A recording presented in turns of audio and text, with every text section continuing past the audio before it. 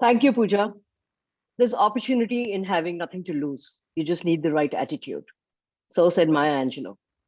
We're all here navigating the wilderness of entrepreneurship. Some of us here might be trying to build a new product or service, or trying to scale, or even building something within your company. Having walked this path of entrepreneurship multiple times in the last 12 years, there are learnings and the realization that every conversation is a teachable moment. Our guest today is someone whose foresightedness and ability to leverage opportunity at an early stage has created an iconic business. Policy Bazaar is the largest insurance aggregator in India and has altered paradigms in the insurance industry by shifting the power of information to end users. I could go on and on to introduce him, but suffice to say that he is brilliantly perceptive, incessantly curious, and infectiously energetic. And we're delighted to have him here with us today. Yashish Dahiya, co-founder and CEO of Policy Bazaar. Thank you so much for making the time for this interaction. Thank you so much, Shilpa. That was a very kind and generous introduction by you. Thank you so much. Yashish, there's enough and more about your journey as an entrepreneur out there. I really want this conversation to discover things that have not been spoken about. So we can add to what the world knows about Yashish Dahiya. And somewhere, I'm hoping it can add as much to you as it will to all of us here. Let me start Thank off you. with my first question to you. How sustainable is the dependence on having the first mover advantage as we launch a business? I think a lot more is made out of first mover advantage uh, than exists. Eventually, you're solving a particular problem in a particular way, and I think sometimes what gets lost in that first mover advantage is that particular way in which you are planning to solve the problem might be different from others. Like if you kind of go back into our history, we were not the first movers. We were about the eighth or 10th player doing pretty much the same thing from an outside Okay. in perspective. When I say outside in, I think that's the biggest difference, right?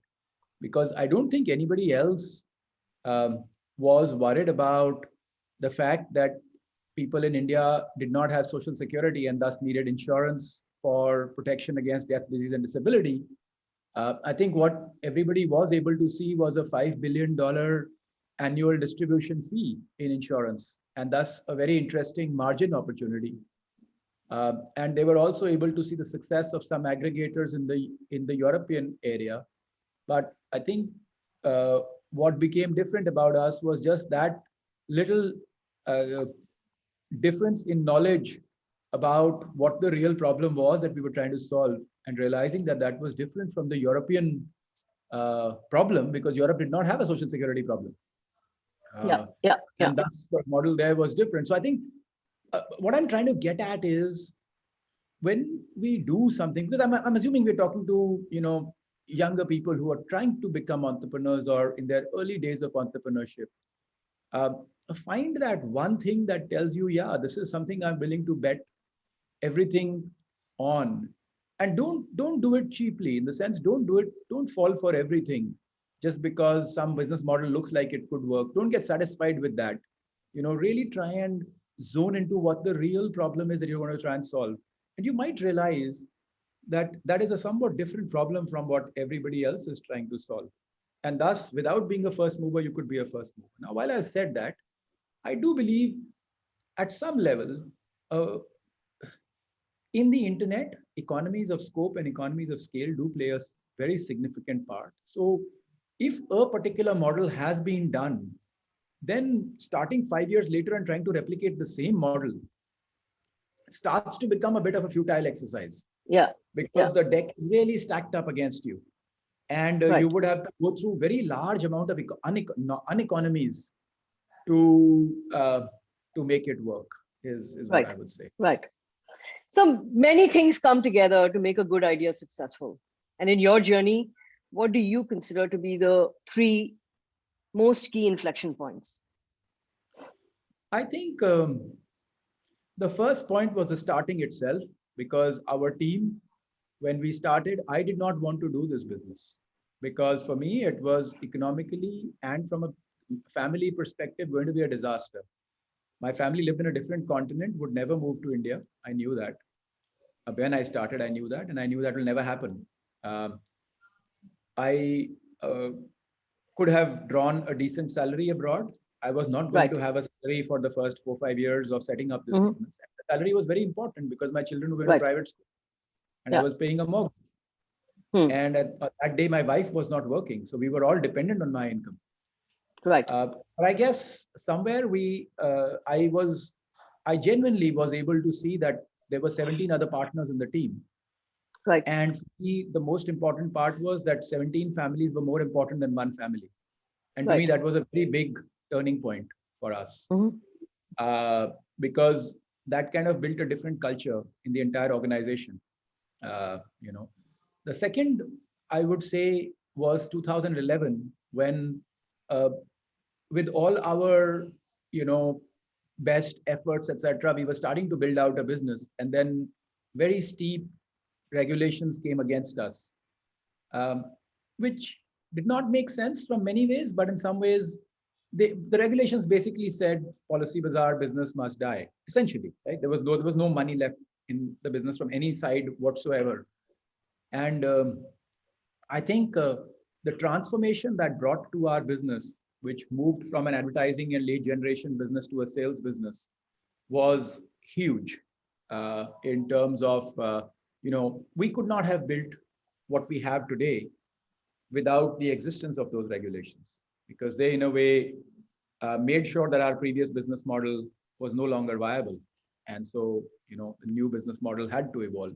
And then, of course, that that started a whole new engagement with the authorities, which sort of, was able to. But I guess that is where essentially the world started recognizing us as a first mover, because till then we were not the first mover. There were lots of companies till then which were doing the same business as us. But I guess when that And problem came, only one yeah. went through, Yeah. and Yeah. everybody else kind of died at the doorstep of those regulations, right? And I think, See, yeah, sorry. no, I mean, what I'm saying is that, this industry was fairly opaque, and you brought a level of transparency, right, Uh, to information in a way that, really, which I think is what set you apart from everyone else. Uh, uh, yes, yes. But I think the third aspect, if you would ask me, what was the third transformation? The third transformation was when Tiger Global invested with us, right. because that's the first time that somebody said, wow, you, till then investors invested with us, but they invested in us as people, that you are Mm. good people, we think you will build Yeah. something good. Yeah. Yeah. That was the first time somebody said, wow, you're making a good business. Till then, nobody said we were making a good business. And that gave us a third level of confidence, if you would, Right. that what we knew was suddenly becoming recognized by the world, so to say, right? So I think those are, if you ask me, what were the three steps that kind of um, made us somewhat what we are? I think those are the three transformational steps. Let me take another question from, with you. When should the objective change from scale to profitability? At what point in time in a founder's journey does that shift have to happen? I think it's a very interesting question, right? And I look at, because somewhere I, in a way, sacrificed my children's childhood when I was building up this business, which is very, very important to all of us. I somewhere look at companies as babies. And you have to know when your child is supposed to start earning. Right. Because if you don't know it and you leave it too late, then you have a 40-year-old child sitting at home not earning. Yeah. And that's not Yeah. good for them, right? But if That's you a do very it, good analogy and a very simple one at that. yeah, Yeah. but if you send Yeah. them out to earn when they are 15, uh, I don't know, huh? You may do good to them, you may not do good to them. I don't know. I'm not saying people who started earning at 15 have not um, done well in life, but I see it as very similar. There is a Yeah. time, for my father used to say this. There's a time when children have to eat, they have to study, they have to become capable of what they are supposed to do. And then Right. there's a time when they are supposed to transition into that next person. Level. Yes. I also give this example to people. When I started working, I was talking to somebody today afternoon, actually at lunch. Hmm. And I said, when I started my first job, it wasn't going to be able to pay for even the cost of moving to Hyderabad. I could earn much more sitting in my drawing room teaching tuitions, almost double. But had I not done that, maybe I may not have been Policy Bazaar. So I think everybody has to go through those steps. Uh, and when I look at someone like us, um, we say, yeah, the time for profits is now, right? Why not? Now we've developed sufficient scale, and we are developing sufficient scale that we should be putting in profits also. So that's what I'm saying, right? If we don't do it now, suppose we don't become profitable for the next 10 years, then we'll be a 40-year-old sitting in our investor's house saying, Right. we're never going to go out. We're going to keep eating. I think, and as long as you have the right attitude, and now how do you sense that? My more important question would be, how do you sense that? I When is the also have time? no, not this time. How do you sense if the company is in the right direction or not? Right. And that happens because when you speak to, suppose I speak to my children and I ask them, what would you like to do? And they express a feeling that we want to go out and earn for ourselves, or they tell you, Papa, I need another car. I Yeah. think that's where you start That gauging. starts to tell. Yes. That Yes. starts to tell what you're doing. Yeah. And I think Yeah. that's what founders have to kind of, you got to gauge that what exactly are they doing? Are they building strength? If another child comes to me and says, uh, Papa, I want to go to Harvard to study because that will increase my earning potential. Now, do I call that a profit or do I call that a loss? Right? I don't know. I'm just kind of making these statements because Yeah. that's exactly how companies are. Yeah. And Yeah. me, uh, my father paid for me to go to INSEAD. Before INSEAD, I was earning about 20,000 rupees a month. After INSEAD, when I joined Bain, my signing bonus was 20 lakh rupees. So was that a cost? Was that a loss to him? Was that a profit to him? I think for our family, that was a very profitable investment. Right. But Right. if anybody looked at the P&L that year, they would see a huge loss in our family that year Yeah. because Yeah. we suddenly spent a lot of money. So I guess I don't see differences between companies, nations, and families. That's a good way to look at it. Let me ask you, what's been your learning around the need to build a moat around your business? We have conversations all the time about the fact that a business needs a moat around it, which is going to be the margin driver. What's your view on that? I think moats are overrated. I think the time for moats is over. I think you have to build. Uh, See, and I don't say that as a cliche, right? We all have the same data. You look at the number of companies which were on Fortune 500, which had just disappeared. Did they not have moats? I'm sure they had moats. At any time you look at what they had patents, they had moats, they had government supporting them, they had various things going for them. Then why did they become part of history? And why are they not part of the present? So I think moats are the most overrated phenomena in business because eventually you have to, I would like to say, does this thing add value or not? If it adds value, and are they capable of running faster than competition or not? Because if they are, the moats will automatically appear as time goes. And I over focus. So please don't get me wrong. I'm not saying moats are not required at all. You can't be sleeping like, if I was a whatever, like, you're not going to kind of be absolutely fragile. But at the same time, you don't over invest in those. I think the time has gone when you don't over invest in barriers. You over invest and specifically in a country like India. See, if you are in Europe, which is growing at 2% a year or 1% a year, out there investing in moats is a good idea because the business is set. In India, someone like us has to double every year. We're doubling every 2 years, sorry, not every 2 years, we're doubling. Mm-hmm. In Mm-hmm. that situation, what moat are you building and what are you defending? 4 years from now, your current business will be 1/4 of your business in the future. So let's focus on that. Yeah. So let me try and put this differently, because in my head, a moat is not really a plan B. It's not a backup plan. A moat Yeah. is really something that we build in the context of, in the framework of what it is that we're about today.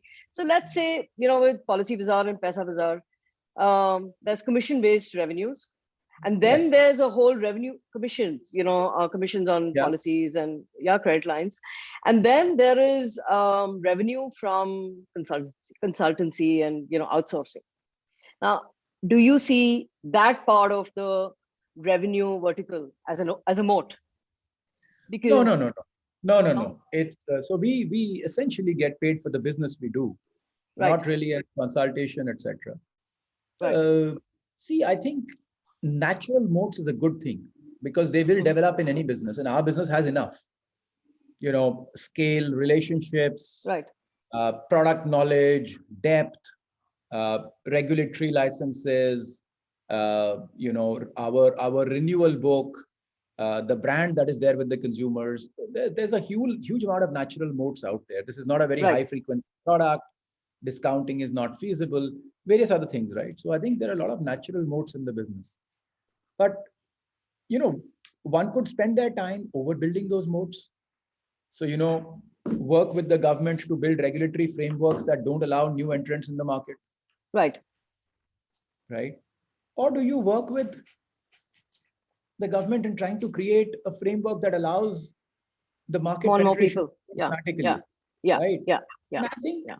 in India, the winners will be the one who focus on the latter rather than the former. Because Correct. see, moats can be built both ways. Natural moats are a good thing, Mhm. which are getting built as you build business. And I think all of those are, if you're going to educate consumers today, um, that will automatically become your moat for tomorrow. But Yes. it Yes. isn't, it isn't that you're educating them so that you can build a moat. Yeah. You're educating them Yeah. to build a business. Okay. In our experience of building a business, especially a marketplace, right, where we're aggregating products or services, there comes a time when, partners begin to feel, oh, we don't need this partnership anymore. We're good to go on our own. You may have seen a lot of insurance companies ramp up and scale up their own digital channels. Is there a way to become collaborators instead of competitors? I mean, I know that, No, any, you're absolutely collaborators. You cannot be competitors. I'll explain. See, every time an insurance company or anybody goes on a marketplace, they have to gain from it. yeah, They have to gain business, they have to gain profitable business, and their direct also builds. It is like, if I'm on Google, it is not like my direct is not building when I'm on Google.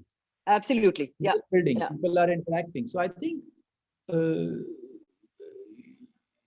my honest opinion is shutting yourself off in the hope that, see, India is too big a place where any one person can say that if I am not in the market isn't there.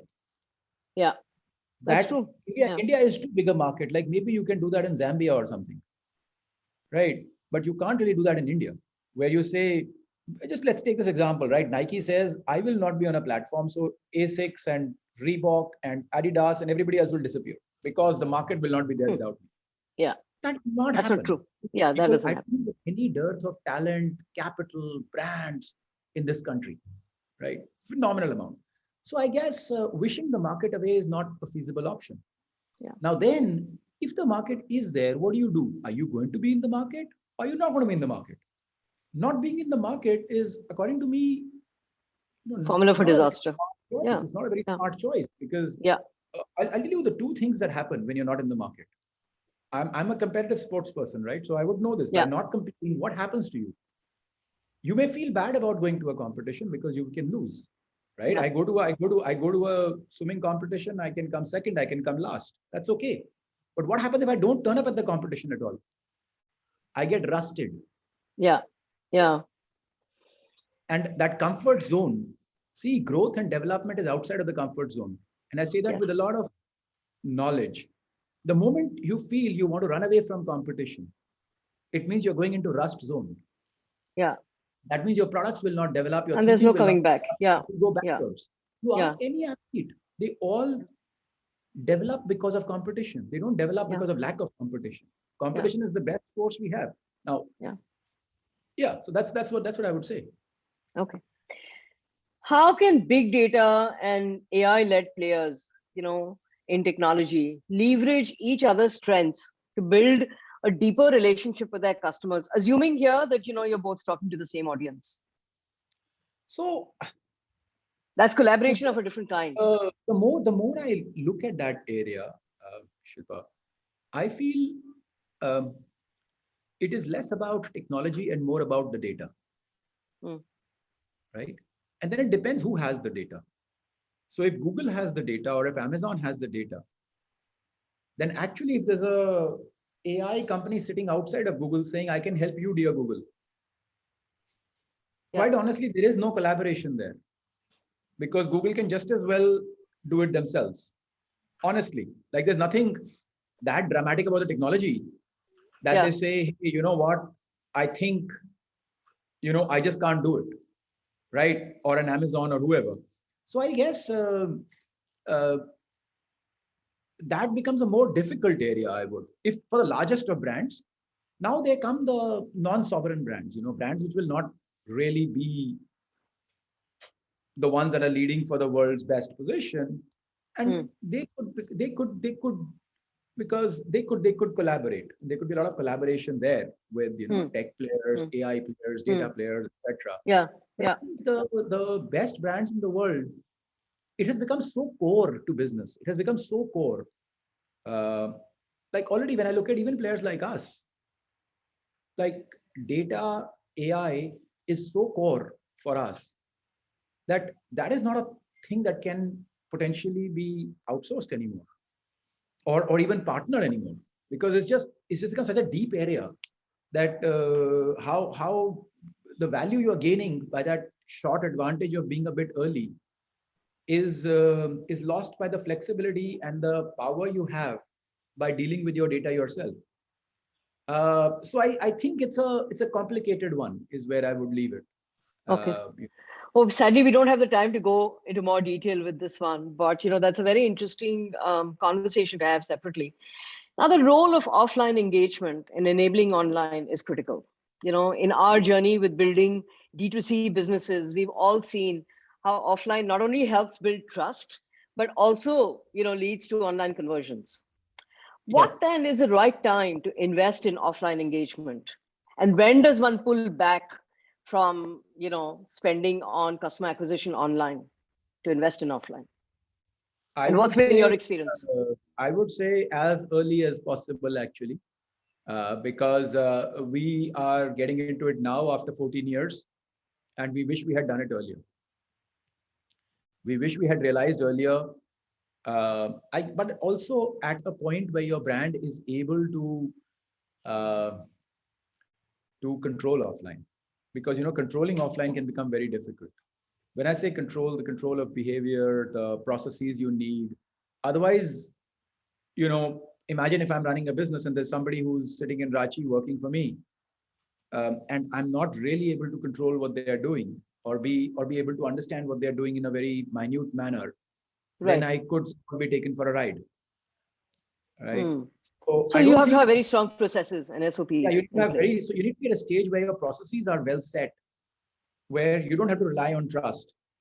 I believe offline cannot be run just by trust. It has to be run by processes. I think you're Yeah. spot on. Yeah. So your Yeah. processes should have evolved to a level where you can do it. And is it easy to take the decision to pull back on customer acquisition online? I mean, No, look, I mean, most it's of not. us don't Yeah. have the luxury of being able to have the financial bandwidth to be able to pursue both, you know, at the same pace. So clearly, one has to cut back on one to be able to take a leap of faith on the other. I think, It's a tightrope walk. yeah, it's a very tightrope walk. And if I had to make a choice between the two, I would always make it in favor of the online. So it is when you are doing enough online, but Right. now what you're talking about is higher conversions from Yes. online, Yeah. that I would take the offline route. So build more Yeah. trust, build more uh, premium per Deeper inquiry, engagement. Yeah. build more engagement. Yeah. I do not really think of offline as a core acquisition tool, because If it became that, then there would be very little difference between me and the offline businesses that already existed. And then what exactly am I trying to build? So I'll give you an example, right? In our industry, a typical offline agent is doing about 100,000 rupees of premium, 50,000 to 100,000 rupees of premium a month. Right. A guy in my call center is already doing 1 million. Yeah. So then It's why not should I really send him comparable. Yeah. pounding the roads if he can't do 2 million? He's already comfortable in the call center, right? So now I'm sending him out to meet people, etc., etc. He should be able to at least double his productivity. Now, what you're saying is Right. compared to offline, that is almost 20 times the productivity, right? 20 to 30 Yeah. times the Yeah. productivity. So I think now converting him back into the offline person and saying, okay, go and acquire business for me would be a disaster. It would kind of Yeah. totally Yeah. Not an economics. either or. It just Yeah. needs to become an enabler, right? The ones who Yeah, are I sitting think on the fence. it should be treated as a support mechanism, not as an Yeah. acquisition mechanism. And Yeah. I guess Yeah. founders need to be very careful when it has become an acquisition mechanism, because then they should explain that to the investors so that they get a clear picture of what's actually going on here. Right. Right. Okay, now we all know how much technology has increased the divide between the haves and the have-nots. You know, what happened to education during the pandemic is a fitting example. Where are you in this journey of digital inclusion? Is that a problem that you even want to solve for? Insurance, see, I am very uh, clear in the problem we want to solve. And many times I have almost offended people by this statement. Um, at the rural level, um, insurance is not the problem. Social security is not the problem, because most of the families are joint families. Most of the think what happened during COVID. Did people come from rural to the cities, or did people go from the cities to the rural? What you saw was people going from cities to the rural. Yeah. I think the rural person is not dependent on anything. They are almost self-reliant, self-dependent. Now, I'll make a very, very strong statement. We have to protect them from insurance and financial products. And in Hmm. this inclusion perspective, there should be very strong thought that must go from the government in what should be allowed and what should not be allowed. Because the only thing is, they could be fooled very easily. Yeah. They could be sold products which are giving very high interest rate. Yeah. They sold insurance which is giving very low insurance and at very high Yeah. distribution margins. Yeah. All those things can happen. So let me give you an example, right? The world has spoken a lot about the 1 rupee insurance that some company called, let me not name anybody. I don't want to defame anybody. Right. Yeah. Let's find out what is the actual cost of that insurance. What is the claim percentage? 4%. 4%. 96% of it either goes to the distributor or the insurance company. Is that a product that you even want to popularize in the name of inclusion? Right? And trust me, that is all you will get. Because you have to make it somebody's interest to make it happen. Insurance is not, so all I'm saying is the middle class is the problem that needs to be solved for insurance right now. Yeah. Because that is the place where if the income disappears, they will be forced There is back no into safeguard. Yeah. be Against forced back into rural. death. Yeah. Right. Yeah. But there is a clear steep downside that they need to be protected from. And thus insurance works. Yeah. It is, and I know a lot of people will give a simple answer like saying, oh, we'll go to tier 2, tier 3, we'll do the whole thing and 100 billion. I'm not one of those. To me, I genuinely think that area has to be protected, not included. So in your opinion, the focus has to be the middle class, because it's really not the guy who has a net worth of 20 crores who needs insurance as much as the masses in the middle class do. The middle class, it's a very simple definition. The person who is dependent on his personal income for his family. Is the one who needs it the most. Is the one who needs the insurance the most. If you feel that you not have your income, things could really go wrong for your family, you need insurance. It's that simple.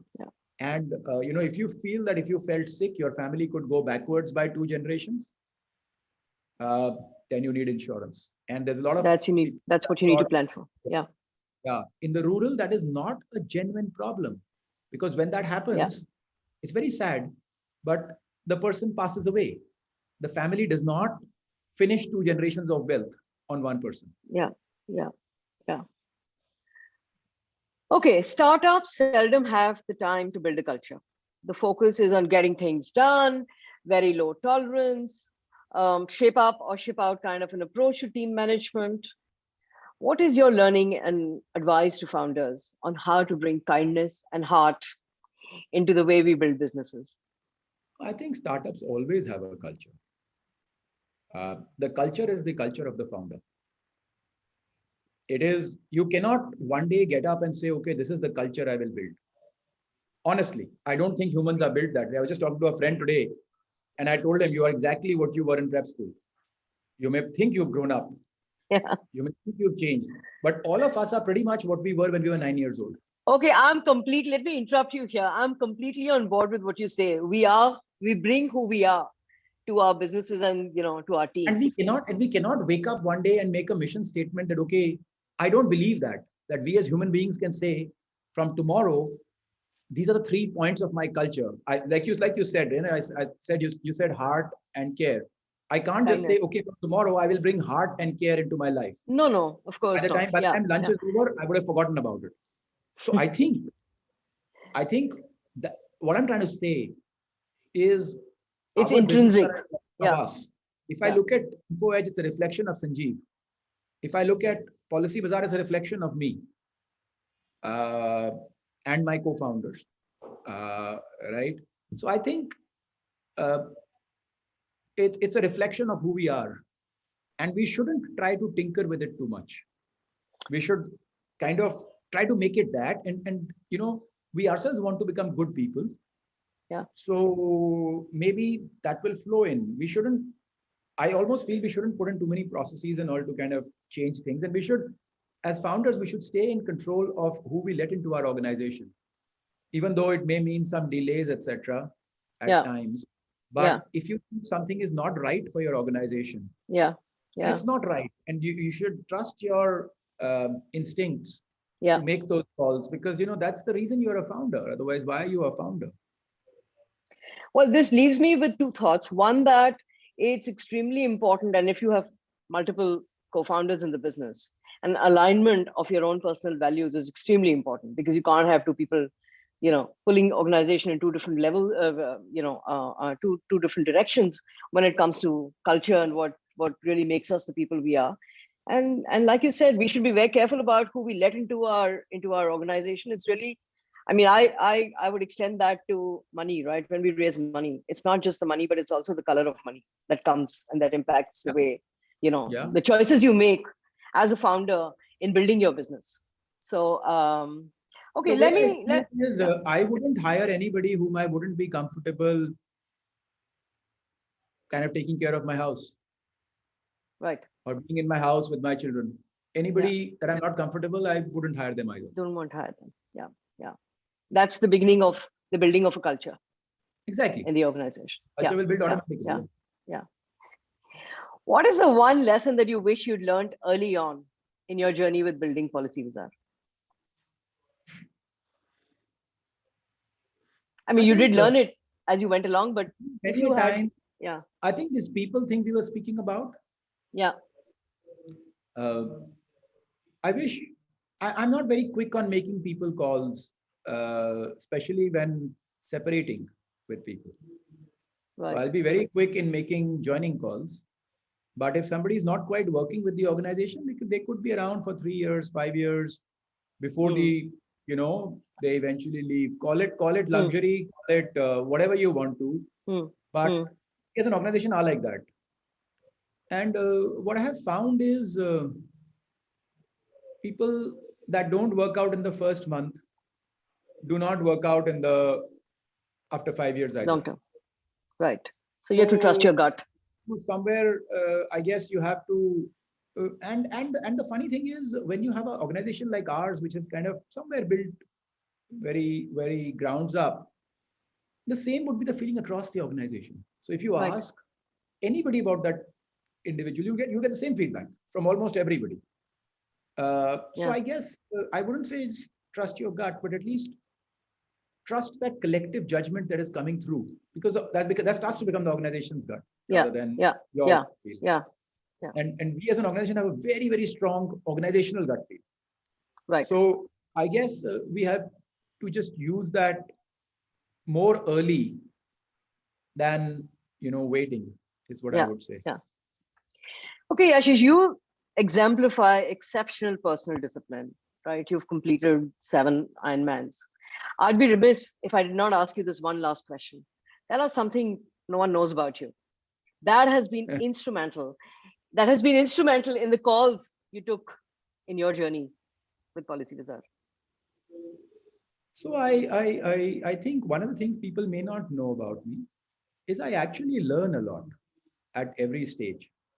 I remember, and my daughter said this to me. She said, you're a very good parent. And it was in context of, when she was, I think, 13, 14 years and, and I went up to her and I said that, I don't know how to handle, because you know what, you might be a child, but quite honestly, I'm also a parent for the first time. Right. And I, and she said that was so, interesting, because it told me your problem also, that look, you're having some issues, but you're not able to. So we could have a dialogue rather than, a parent-child conversation. And I think since you asked me this question, that is not a side of me that people know very well. That I think I expose my vulnerabilities to those close to me very openly, and that helps me come to a lot of resolution in life on almost everything. And yeah, I think it's one of my strongest points, actually. That is a humility that you bring forth in your conversations. And yeah, I mean, to allow ourselves to be vulnerable with those we hold close to us is an extremely rare quality in people. And I'm certain that, your family is very, very blessed to have someone like you. Now, yeah. I'll go back to the audience. Not everything that we've talked about here will apply to your specific situation.